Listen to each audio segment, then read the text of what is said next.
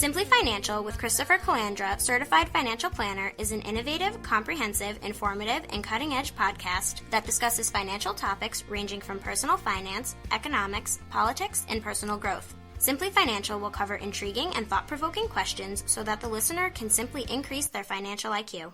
Welcome to the Simply Financial podcast. I'm your host, Christopher Calandra. This is episode number 38 of season number 3. With me today as my guest is Gwen Bade. She is the branch manager here in Southington, Connecticut, the same town I live in, and the primary office for Elliott Wealth Management Services. She's with Envoy Mortgage, and she started her career in the mortgage industry in 1999. Although, Gwen, we don't exactly want to give away your age, but you did start in the financial services mortgage business in 1999? Yes, that's correct. Well, I started, earlier than that as a financial advisor for Solomon Smith Barney, and then I transitioned into the mortgage industry in 1999. Beautiful. So I wanted to have you here today because I want to talk about the difference between qualified mortgages and portfolio mortgages, and talk about conventional versus non-conventional. These are some of the terms that people will hear tossed around quite a bit. But I think there's some confusion about that. So first off, I'd like you to just educate us on some of those basics. Then secondly, well, let's do that first, and then I'll get to the second thing. So conventional is a mortgage amount below a certain threshold, is that right? Yes. So when you have a conventional conforming mortgage, this is a mortgage that is purchased by Fannie Mae. Fannie Mae is a government agency that provides liquidity to the market for banks and mortgage companies. And they have a set of rules that mortgages must comply to be conforming and conventional. Conforming really is just, they set a loan limit each year. Conventional means it's Fannie Mae. FHA is also a government agency that provides liquidity to the market, and they provide liquidity for people who might have a little bit lower FICO scores or less cash available for investment. Okay. But both government agencies provide liquidity. And when you say provide liquidity, if Envoy or any other mortgage company, they underwrite a mortgage, they write the mortgage, they could then sell that to Fannie Mae, and then they get their money back, and that allows that mortgage company to now redeploy that money into a new loan. That's right. That's sort of how it works. The Fannie Mae is, yes, an investor that will provide the liquidity to the banks. It will buy the loans and help them to underwrite new loans. Okay. Yeah. So that's kind of conventional. And then qualified loans are loans that are eligible to be purchased by the government agencies. Yeah, the CFPB set up a definition for what is a qualified mortgage. A qualified mortgage is, again, a loan that Fannie Mae would accept. And it has a certain debt-to-income ratio of 43%. The FICO score has to be 620 or above. FHA is 580 in most cases. And this is a definition to be a qualified mortgage. So after 2008, after the housing crisis, credit really dried up. So people who had that fit that specific parameter of debt to income, cash reserves, FICO score, they were the only ones that were able to get a mortgage. It was very difficult for people who fell just outside that realm, near misses. It was almost impossible for them to get. So no extenuating circumstances. If you checked the boxes, you were good. Yeah. But if you didn't check even one box, you were unlikely to get a loan. You were denied credit. So before the housing crisis, was the criteria for these qualified loans, were they a little bit more loosey-goosey, and then they become more stringent in the aftermath of the Great Recession?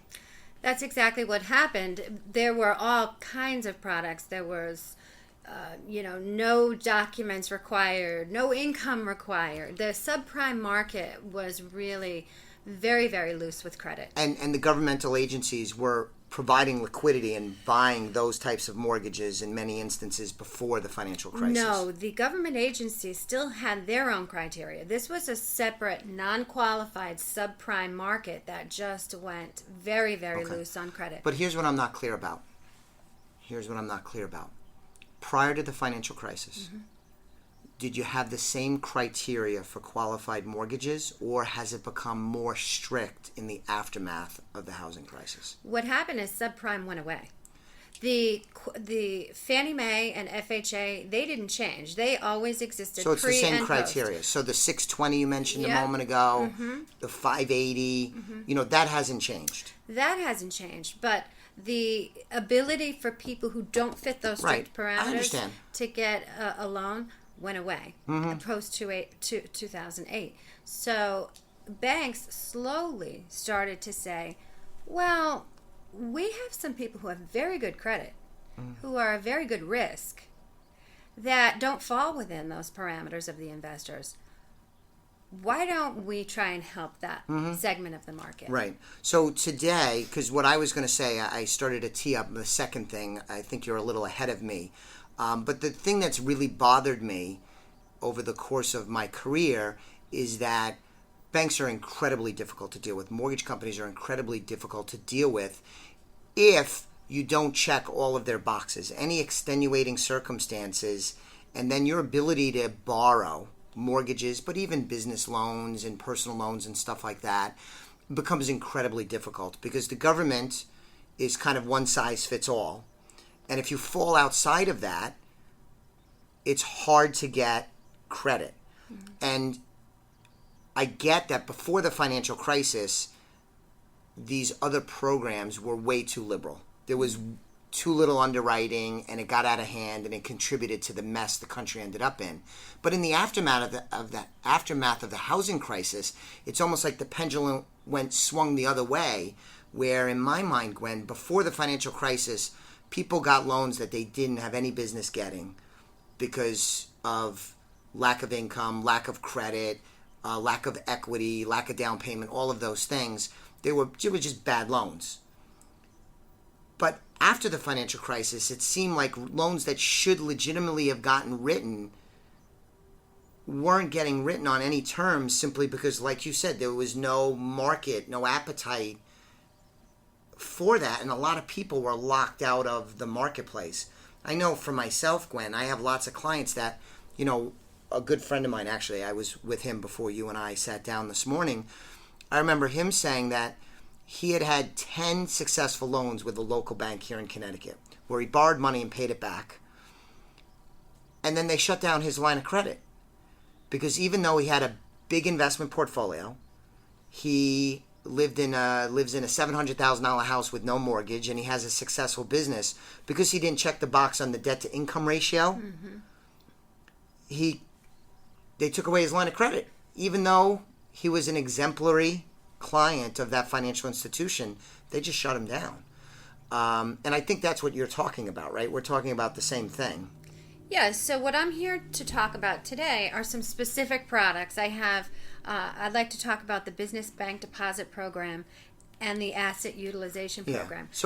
And these are products that fill that need.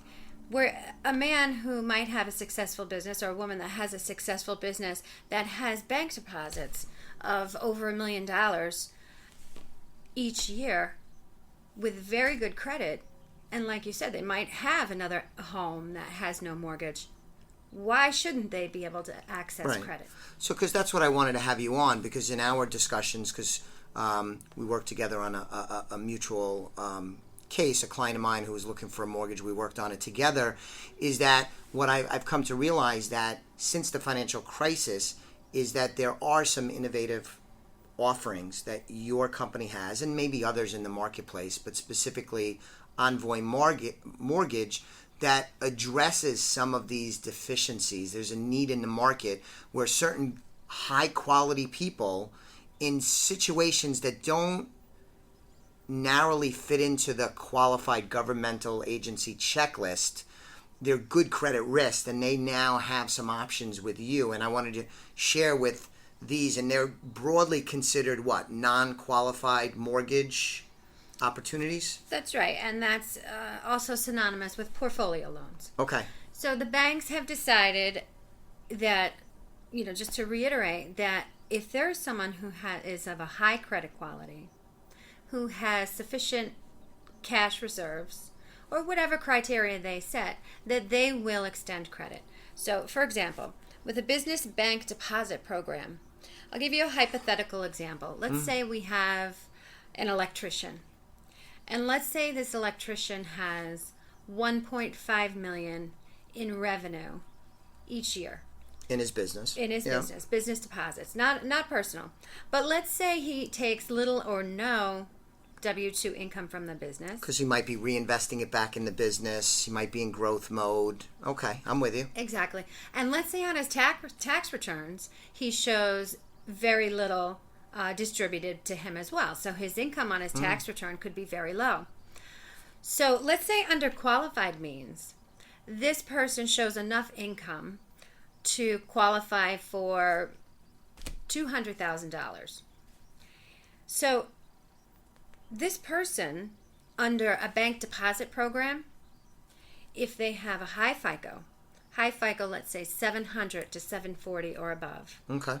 They have sufficient cash reserves. Some of these programs would require 12-month cash reserves. And what that means is, after everything is said and done, the borrower would have to have monthly principal, interest, taxes, and insurance left over in their bank account, equaling 12 months. Okay. So, for easy math, if it was $1,000 a month, principal, interest, taxes, and insurance, they would need $12,000 left over in the bank after everything's said and done. So do they end up with two mortgages in that instance? Do they end up with a qualified and a portfolio, or it's just a portfolio? No, in this hypothetical example, I'm just showing that, let's say, this electrician shows a little bit of income enough to qualify him for a small amount.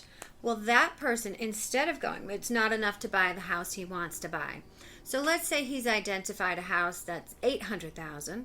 He wants to put 20% down to avoid private mortgage insurance, and he wants to borrow the difference. Well, under this program, he could qualify. Okay, but he would only have one mortgage. He would only have one mortgage. Okay, and what you guys are underwriting is saying, okay, under the qualified, maybe he doesn't meet the debt-to-income ratio. Mm-hmm. And so that would cancel out his ability to do the qualified mortgage. But this program looks at other factors. And what you're saying is if somebody has money in the bank or liquid assets, you're going to factor that in. Yes. And that's the way you'll underwrite them, where the qualified, the governmental mortgage, the mortgages the government would like to buy wouldn't look at any of these factors. No. So in this case, his $1.5 million in revenue each year would be averaged over 2 years. You're going to count that, and you're going to look at their assets. And then we're going to divide that. We're going to say, we're going to assume that 50% of that would go towards gross margin. Sure. And the difference we would divide by 24, and we'd get a monthly payment. Now that monthly payment is going to be a lot larger than what they're showing on their tax returns, or W-2 or 1099. Right. No, I think that's very good, because for small business owners, and I'm an entrepreneur, and lots of my clients at LA Wealth Management is that, also when you're underwriting for a qualified mortgage, for a small business, they look at a couple of years worth, right? Mm-hmm. And in business, it's not unusual for you to have some ebbs and flows. You could have one great year and one bad year, and that could knock you out of the box in the qualified mortgage. So these other factors like liquid assets, or it's not really liquid assets, right? It's just gross revenues of the business.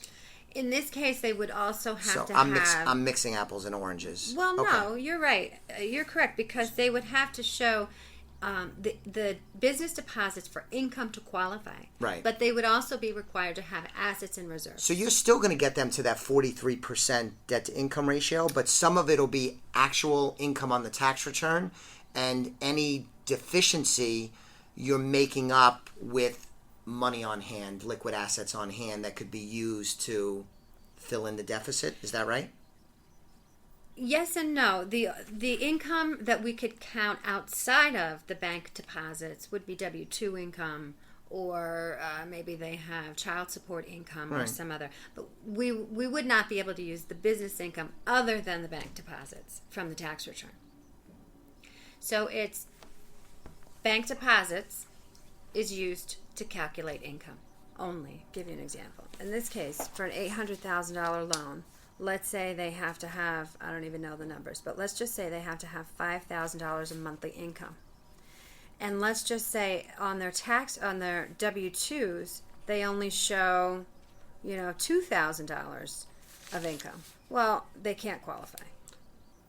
So we're going to say, forget that. And we're going to say, what are your business bank deposits? We're going to do that divided by, times 50%. Divided by 24, and whatever that is their new. Let's say it's 10,000.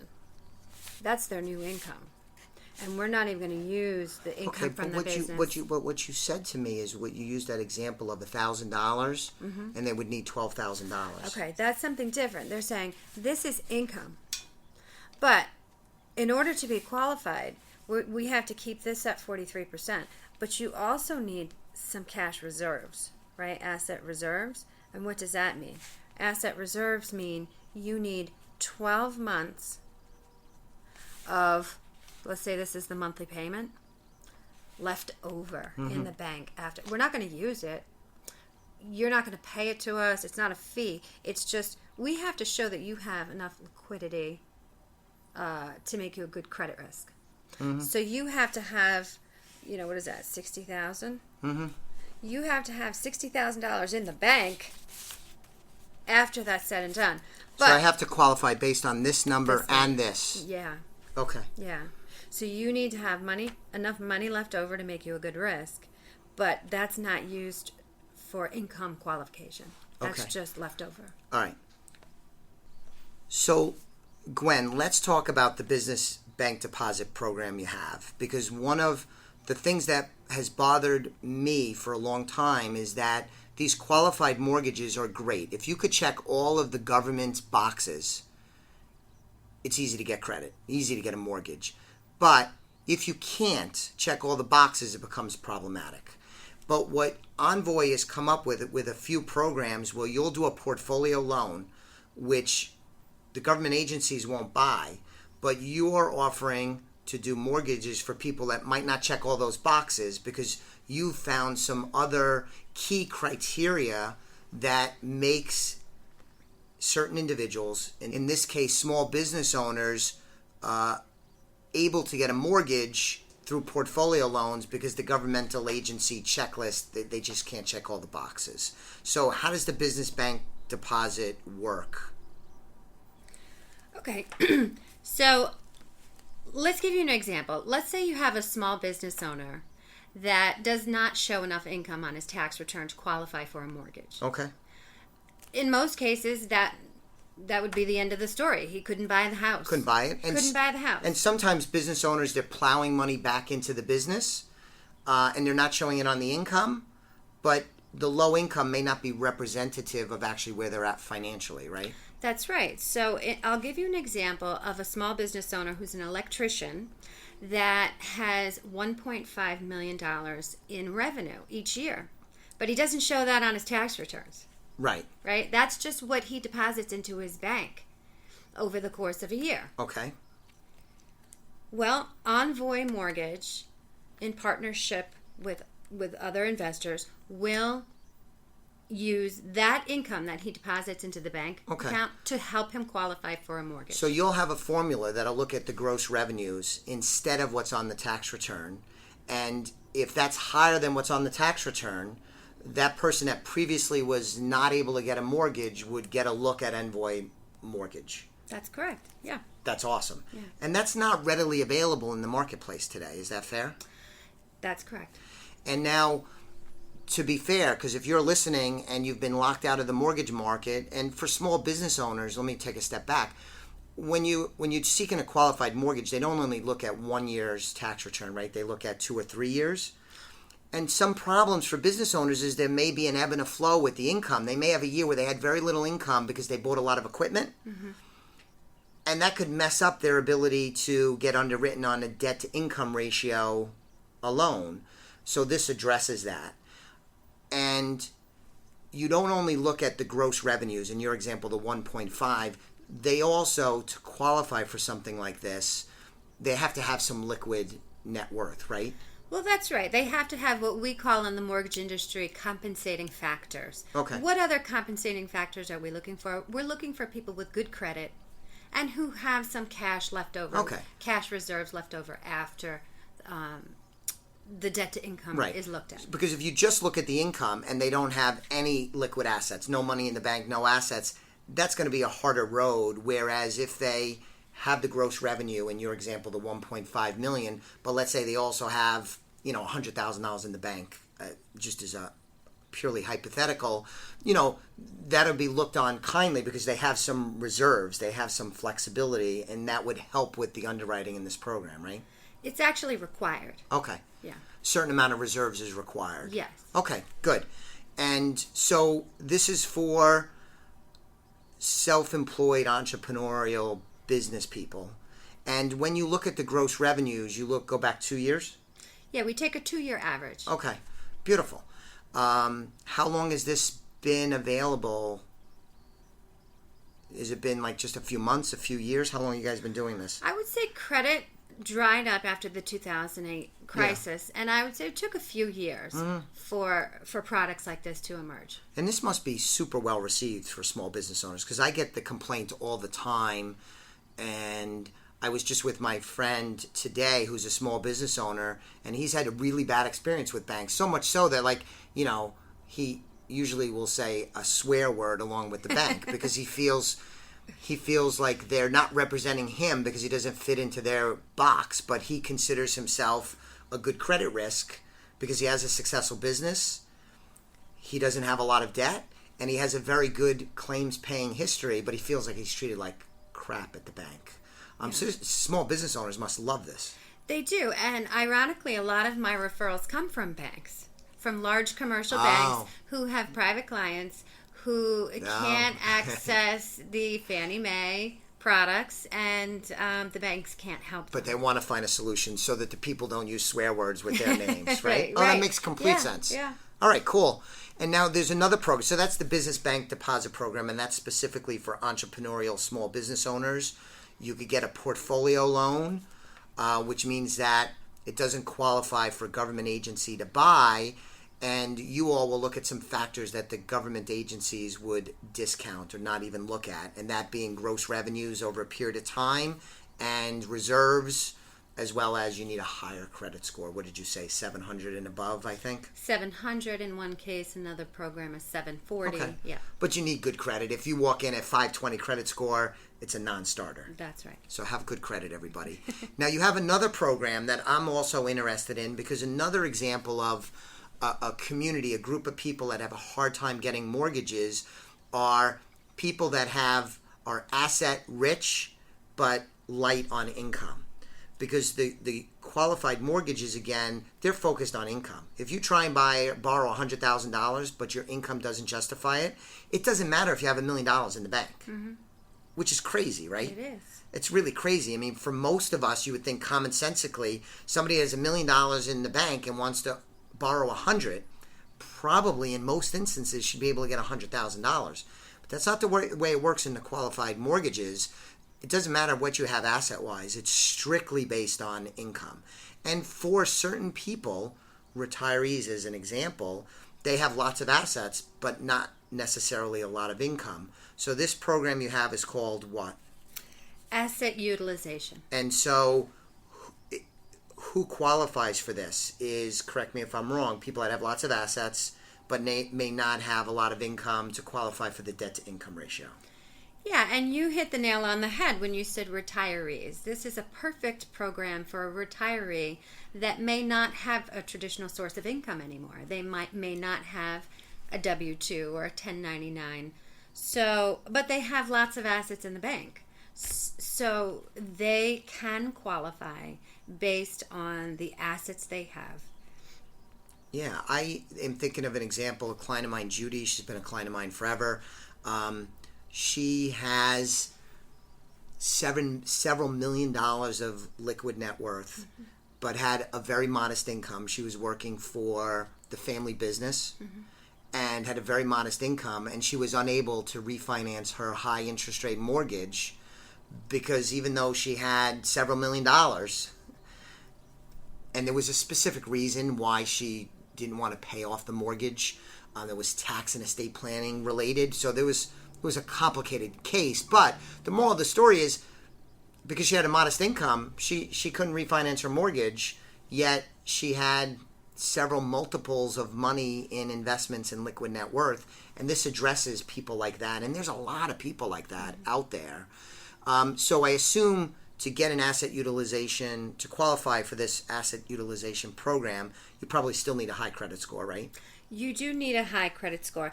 And people may ask, if you have $1,000,000 in the bank, why do you need a mortgage? And you need a mortgage for reasons you just stated, that maybe you want to take the tax benefit of the write-off. Or maybe it's used in your estate planning. That's exactly right. So these people may still need a mortgage even though they have sufficient assets to cover the purchase if they wanted to. Absolutely. And so there's some assets I imagine are more friendly to this program than others. So let's just use an example. If somebody has a lot of assets, but it's in real estate, commercial and rental income kind of properties, would that have a shot of qualifying? Traditionally, we look for assets that are liquid. Liquid. Yeah. And so stocks and bonds do count as liquid assets, but we only use 85% of the value. So stocks, bonds, mutual funds, all of that stuff, cash. And does it matter if it's in qualified accounts like IRAs?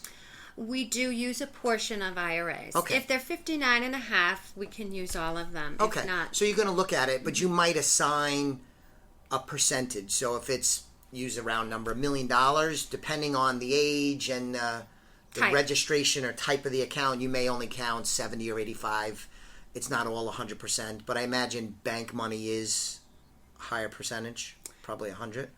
Yeah. So if you have cash in the bank, we can use all of that. If you have a retirement account, we may not be able to use all of it. Okay, good. And if somebody owns real estate, investment type real estate, will that get counted at all, or was it get counted at like a much lower percentage? No, real property is not considered unless it's in a REIT or some sort of investment vehicle. Okay, but generally speaking, because I know we have a lot of listeners that are real estate investors, that's why I'm asking about that. So I understand this is more traditional liquid assets, because you're going to underwrite it and say, hey, if the client needed to make the payment and they were having some trouble in their lives, they have reserves, they have money, they have assets that gives them flexibility, we're likely to get paid. Is that an easy way to explain that? And it's just common sense that if they liquidated those assets to pay their mortgage, they can. Beautiful. We look at the whole picture. Okay. And I know we mentioned retirees, and that seems to be the most obvious example of this. But this would work for somebody that, say, got a large inheritance, is not retirement age, but got a large inheritance, or sold a business, and they might have lots of assets. But if you sold your business, you may not have the income anymore. That's right. So it's not just for retirees, right? It's not just for retirees. It's for anyone that has a large amount of assets but may not have sufficient income to qualify for a qualified mortgage. Okay, great. So I love this. I mean, from my work with clients, they will often not need my assistance as a certified financial planner, right? If they could just check all the boxes and they get the qualified mortgage, I could make a referral to you, and we've worked together, again, on a recent case. But that's pretty easy.